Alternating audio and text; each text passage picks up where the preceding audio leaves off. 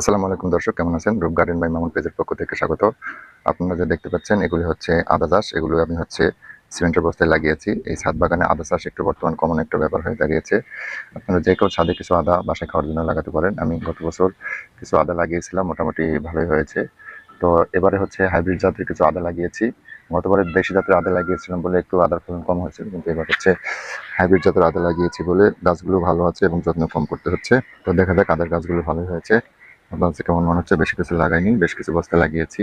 তো এর মধ্যে কয়েকটি বস্তার গাছ মরে গিয়েছে বর্ষার কারণে, বাকি গাছগুলো মোটামুটি ভালোই আছে। তো তো দেখা যাক কী অবস্থা হয়। আদা মূলত নভেম্বর ডিসেম্বর দিকে হারভেস্ট করতে হয়। দেখি আদার গাছের গোড়াগুলোর কী অবস্থা কেমন হয়েছে। এই দেখুন, আদা কিন্তু ভালোই হয়েছে। এরকম প্রত্যেকটা গোড়াতে এরকম আদাগুলো হয়ে গেছে। তো আশা করছি এবার আদা ভালোই হবে। তো সমস্যা হচ্ছে বর্ষার কারণে গোড়ার মাটিগুলো একটু শুকাচ্ছে, মাটিগুলো শুকানো দরকার। তো দেখা যাক কী অবস্থা হয়। তো আজকের মতো এই পর্যন্ত, সবাইকে ধন্যবাদ।